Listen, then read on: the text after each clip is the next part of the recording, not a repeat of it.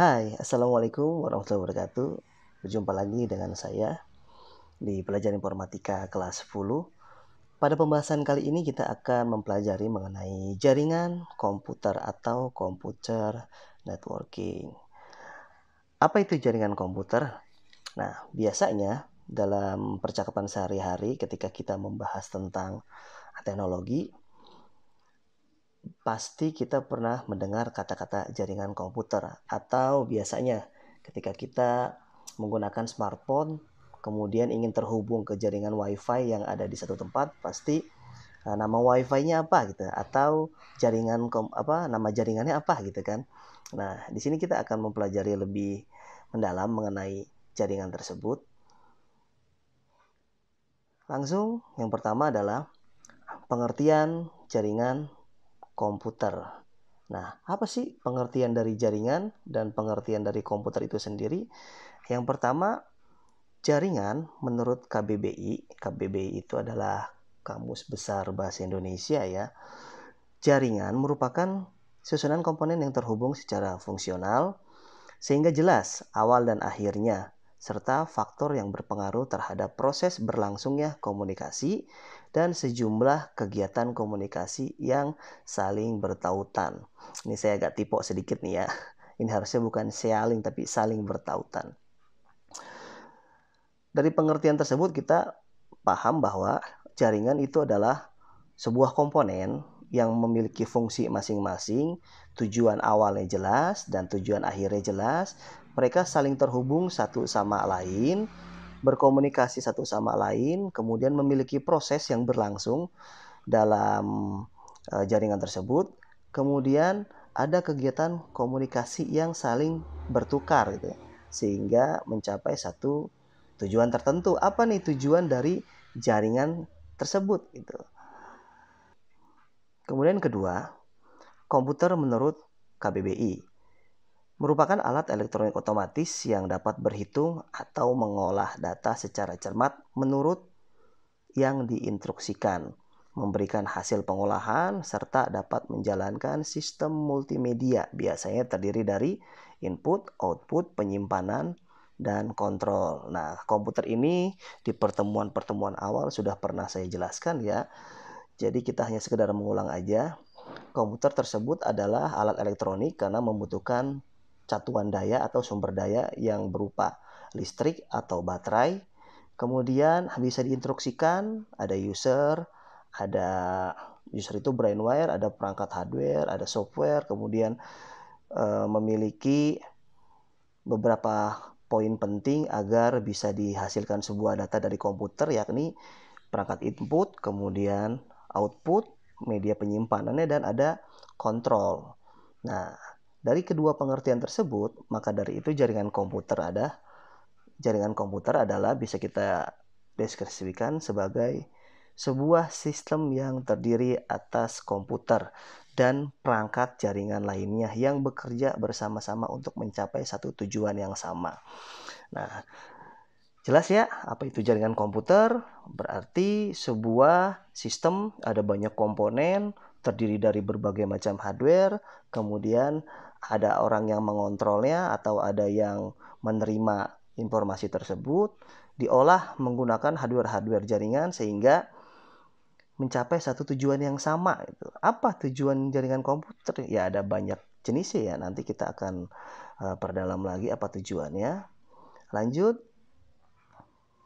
Nah, ini tujuan jaringan komputer. Tujuan jaringan yang pertama adalah agar data mencapai tujuan yang sama. Setiap bagian dari jaringan komputer meminta dan memberikan layanan atau servis. Ada yang memberikan layanan, ada yang meminta. Nah, di sini ada dua jenis. Yang pertama, ada yang disebut dengan klien, ada yang disebut dengan server. Biasanya kalau kita dalam penggunaan sehari-hari, misalnya chatting nih, kita menggunakan WhatsApp, kadang suka lemot, terus muncul informasi server WhatsApp sedang down. Nah, itu yang disebut dengan server. Siapa? Penyedia layanan tersebut. Kita menggunakan Instagram tidak bisa upload foto atau buka story-nya gitu. ternyata ada informasi bahwa server Instagram sedang down. Nah, itu mereka penyedia layanannya. Kemudian siapa kliennya? Nah, klien adalah kita. Kita adalah klien ya yang menggunakan layanan mereka, kemudian bertukar informasi menggunakan server yang mereka berikan. Nah, ini klien pihak yang meminta layanan. Tujuan yang lebih kompleks dari dibuatnya sebuah jaringan komputer adalah yang pertama itu berbagi sumber daya. Bisa sharing printer. Sharing printer itu seperti di kantor ya, di sekolah kita di Man 1 Bekasi atau di beberapa kantor yang lainnya. Dalam satu ruangan terdapat 10 staf. Nah, 10 staf itu bisa menggunakan satu printer yang sama tanpa mereka harus cabut pasang kabel printer mereka ke komputer masing-masing. Menggunakan jaringan komputer cukup satu printer, kemudian dari setiap masing-masing komputer si staf tersebut bisa langsung ngeprint ya tanpa harus cabut colokannya karena menggunakan jaringan komputer, jadi bisa dipakai bersama-sama. Kemudian membagi sumber daya CPU yang tadi saya analogikan sedikit tentang Facebook atau Instagram. Berbagi CPU kita bisa menggunakan server mereka dari klien gitu, atau biasa yang digunakan untuk ujian berbasis komputer. Nah, ini berbagi sumber daya CPU, memori, dan harddisk, di mana klien atau siswa cukup duduk di komputernya, kemudian login, yang ditampilkan ke mereka tampilan interface klien. Tuh, mereka tinggal mengisi soal-soal jawaban. Sebenarnya yang memproses data mereka semua itu adalah bukan komputer yang siswa gunakan, tapi komputer server yang diolah oleh proktor. Nah, seperti itu ya untuk membagi sumber daya. Oke, lanjut. Untuk komunikasi ya sudah jelas. Untuk email, instant messaging, dan chatting. Layanan yang kita gunakan saat ini belajar daring, hampir semuanya menggunakan jaringan komputer yang lebih besar ya, yang lebih kompleks seperti menggunakan e-learning, Google Classroom, termasuk video ini yang kalian tonton. Video ini saya upload di YouTube, berarti saya menggunakan server YouTube untuk menitipkan file-file belajar, kemudian kalian mengaksesnya, mengakses sebagai klien ya. Yang kemudian selanjutnya adalah untuk akses informasi ya, sudah jelas web browsing. Ketika kalian mencari sebuah informasi, kamu biasa suka search di Google ya. Nah, itu juga sama, kita menggunakan server Google, menggunakan software Google yang mereka buat sebagai mesin pencari, kemudian kita sebagai klien mengakses layanan mereka ya. Gitu. Nah, jaringan komputer yang kita gunakan pasti membutuhkan elemen-elemen ya yang saling terhubung. Tadi kan sudah dijelaskan bahwa jaringan komputer adalah komponen-komponen yang saling terhubung, memproses sesuatu, kemudian untuk menghasilkan sesuatu juga. Nah, elemen yang pertama adalah server. Server itu ya seperti ya istilahnya adalah komputer induk lah ya. Nah, kalau server mati, ya otomatis klien tidak akan bisa mengakses informasi yang ada di server. Server tersebut menggunakan hardware yang berbeda dengan komputer pada umumnya. Dirancang khusus untuk memberikan layanan kepada klien. Misal contoh, satu server bisa menangani 40 komputer. Nah, ketika 40 klien mengakses satu server secara bersamaan, karena spesifikasinya dari RAM, kemudian media penyimpanan, sistem operasi, kemudian prosesor itu penting, bisa dapat melayani 40 komputer, maka server tersebut tidak akan down. Beda ceritanya ketika server yang tertera hanya bisa melayani 40 klien, kemudian ditambah menjadi 100 klien, otomatis server tersebut akan down ya, akan tidak dapat melayani sebegitu banyaknya dari si klien. Nah, contohnya yang seperti saat ini kita alami di e-learning sekolah ya, e-learning Man 1 Bekasi, itu sudah jelas sekali bahwa server e-learning kita tidak kuat, diakses secara bersamaan oleh 1.000 lebih Civitas Akademika MAN 1 Bekasi. Jadi makanya ketika pakai server e-learning ya e-learning.man1bekasi.sc.id kadang lemot ya, itu karena servernya tidak mampu melayani beban dari klien yang begitu banyak ya. Karena itu harus ditambah kapasitas servernya mungkin. Kemudian klien, sudah beberapa pengertian tadi saya jelaskan. Klien itu sebuah aplikasi atau sistem yang mengakses sebuah layanan yang berada di sistem atau komputer lain yang dikenal dengan server melalui jaringan komputer. Dari klien, kita mengakses server pasti menggunakan aplikasi kan ya. Ya contohnya tadi kita berchatting menggunakan aplikasi WhatsApp, Signal, atau yang paling keren nih kita harus bangga ini buatan Indonesia adalah Palapa Chat. Itu adalah software chatting buatan dalam negeri Indonesia. Keren softwarenya, silakan kalian download. Kita bangga dengan produk sendiri, gunakan untuk chatting sehari-hari ya. Ini saya bukan promosi karena saya bangga sekali kita Indonesia memiliki startup yang bisa membuat aplikasi chatting sama seperti WhatsApp. Nah, di klien, contoh lainnya adalah kamu sebagai peserta ujian berbasis komputer ya, ujian nasional misalnya yang kemarin kamu laksanakan. Di kliennya kamu menggunakan web browser. Nah, itu seperti Google Chrome, itu juga sama disebut dengan aplikasi klien. Terhubung ke server, kemudian bisa mengerjakan soal pelajaran. Selanjutnya adalah protokol. Nah, protokol ini adalah aturan main yang mengatur komunikasi di antara beberapa komputer di dalam sebuah jaringan. Jadi ada jalur ya. Jadi memahami protokol itu ya kurang lebih seperti inilah. Kamu dari rumah mau berangkat ke sekolah, ya kita istilahkan sekolah itu adalah server ya. Kemudian rumah kamu di daerah Sukatani misalnya. Untuk mengakses ke arah sekolah, kamu menggunakan apa? Menggunakan kendaraan ya, seperti motor atau mobil atau angkot ya, atau jalan kaki.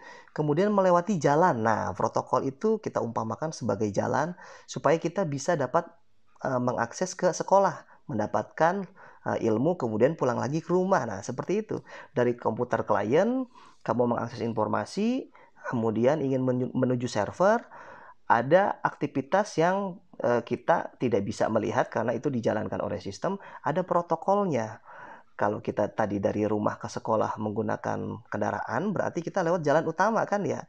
Nah, jalan utama ada berbagai jenis, ada yang jalan kecil, jalan kampung, becek, kemudian jalan yang aspal, mulus. Nah, itu. Oleh karena itu protokol juga terdiri dari beberapa jenis. Yang pertama Ethernet, kemudian Local Talk, Token Ring, FDDI, dan ATM. Dari semua protokol ini yang paling sering digunakan oleh pengguna internet di seluruh dunia adalah protokol Ethernet ya. Ethernet yang paling sering digunakan. Kemudian selanjutnya jaringan komputer, komponen jaringan, dan fungsi. Komponen jaringan, seperti yang sudah dijelaskan sebelumnya, jaringan komputer memiliki banyak komponen, hardware terutama ya, karena dunia IT sudah jelas ada hardware yang kita gunakan, ada sistem komputer, sistem operasi yang menghubungkan hardware dengan kita sebagai manusia atau user brainware. Lanjut, hardware yang pertama adalah server, pusat dari jaringan komputer. Kemudian klien, workstation. Klien ini tidak hanya laptop, ini hanya perumpamaan aja supaya kalian ada gambaran ya. Ini komputer server berbeda dengan komputer klien yang kita gunakan ya, karena dia dibuat khusus untuk menangani berbagai macam jenis layanan. Klien tidak hanya laptop, kamu menggunakan tablet, itu termasuk klien. Kamu menggunakan smartphone, termasuk klien juga. Handphone kamu yang kamu gunakan untuk bermain game Mobile Legend, itu terhubung ke server Mobile Legend ya, itu termasuk disebut dengan klien. Kemudian hub, nah ini dalam jaringan skala yang lebih kecil seperti jaringan local area network yang ada di warnet atau di lab komputer sekolah atau di kantor-kantor, ini menggunakan hub yang seperti ini, berfungsi untuk membagi jaringan dari satu server menuju klien komputer dalam satu jaringan. Nah, contohnya local area network. Hub ini lebih kecil dibanding switch ya. kurang lebih sama switch dengan hub. Yang membedakan adalah dia lebih besar, kapasitasnya lebih banyak, kemudian lebih pintar, lebih cerdas, bisa membagi-bagi transmisi data ke banyak klien ya. Jadi ya kurang lebih hampir sama sih. Biasanya teknisi IT lebih memilih switch supaya bisa jangka panjang ketika kita ingin menambah jaringan komputer. Tidak usah beli hub lagi karena memang portnya sudah lebih banyak dari hub. Kemudian durability-nya, layanannya, dan ketahanan ya, durability itu bisa lebih lama dibanding hub. Kemudian ketika mengupgrade sesuatu, kita nggak usah beli lagi karena selama masih banyak portnya masih bisa digunakan switch itu.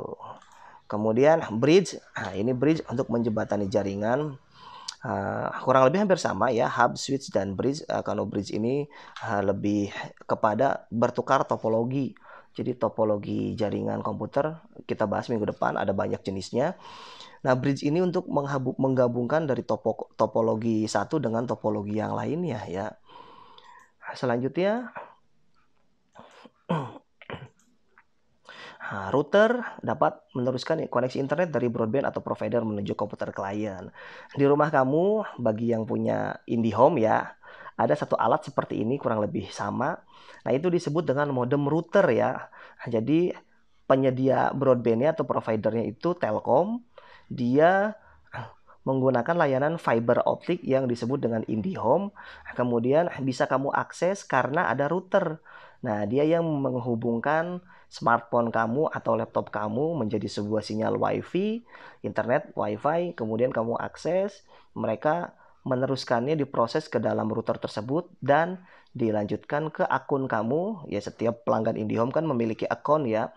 Dan itu disetting oleh teknisi IndiHome terhubung ke server pusat dari Telkom, seperti itu. Jadi kamu jangan bingung lagi kalau di rumah kamu memasang IndiHome, kemudian ada alat kotak seperti itu, nah itu disebut dengan router ya, wireless router.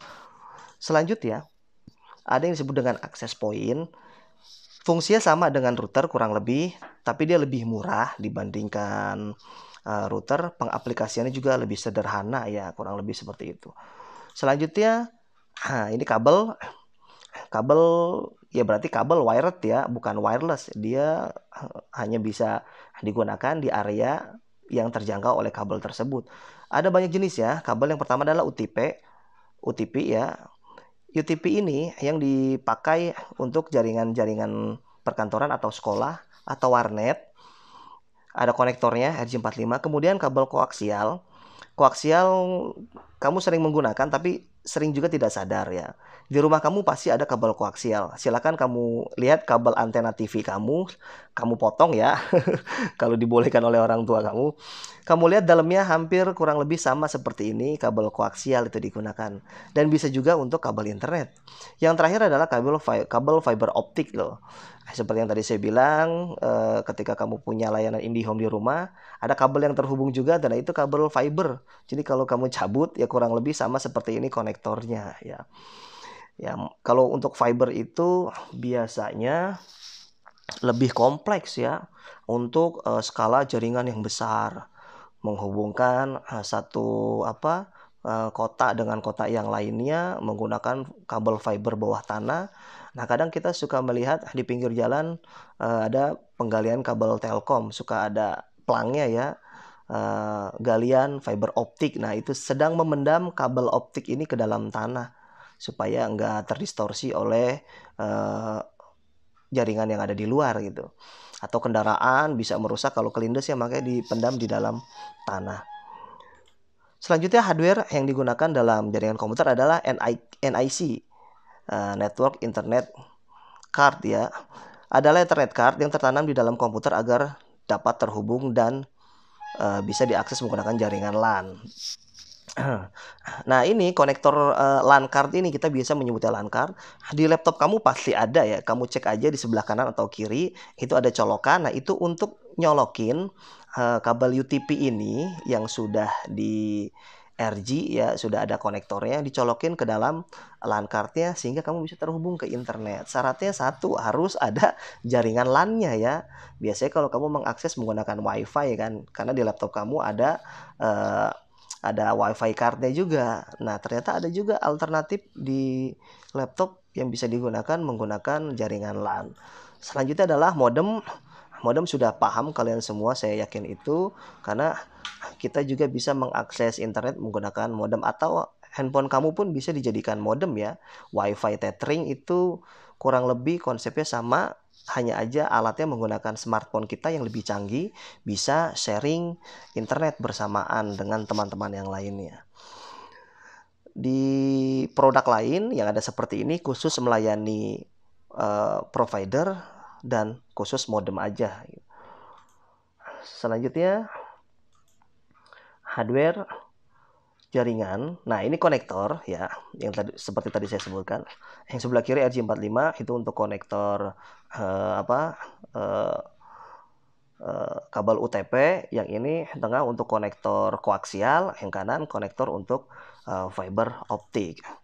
Selanjutnya repeater memperkuat sebuah sinyal wireless di satu tempat di kampus, satu fakultas dengan fakultas lain jaraknya berjauhan. Nah, kalau wifi-nya tidak kuat, bisa menggunakan repeater atau penguat sinyal. Jadi dia akan meneruskan sinyal dari akses point yang pertama agar lebih luas jangkauan. Yang tadinya hanya bisa 500 meter menggunakan repeater bisa 1 kilometer ya, kurang lebih seperti itu perumpamaannya. Selanjutnya software. Nah, ini sudah yang paling penting ya. Jadi ketika kita menggunakan perangkat teknologi atau IT, khususnya jaringan komputer sedang kita bahas hari ini, sudah ada hardware-nya semua, sudah ada internetnya, tapi kita tidak memiliki software untuk mengolah itu semua, maka sia-sia ya, hardware tersebut hanya benda mati saja. Fisiknya ada tapi kita tidak bisa mengaksesnya itu. Nah, oleh karena itu dibuatlah sekumpulan software yang mengatur sumber daya hardware komputer dan memberikan layanan bagi program komputer. Contohnya sistem operasi Android yang ada di HP kamu, iOS yang pengguna Apple ya, kemudian Windows untuk komputer, macOS untuk pengguna laptop Apple, dan masih banyak lagi berbagai macam jenis software, termasuk software yang kamu gunakan untuk chatting, software untuk berbagi data seperti ShareIt ya, itu termasuk software untuk berbagi data yang menggunakan protokol wireless ya, jaringan komputer. Nah, seperti itu pembahasan kita. Selanjutnya minggu depan kita akan bahas yang lebih kompleks lagi dari jaringan komputer. Silakan kamu playback lagi agar lebih paham. Semoga hari ini yang saya bahas bermanfaat. Kita bertemu minggu depan. Wassalamualaikum warahmatullahi wabarakatuh. See you next time. Salam informatika.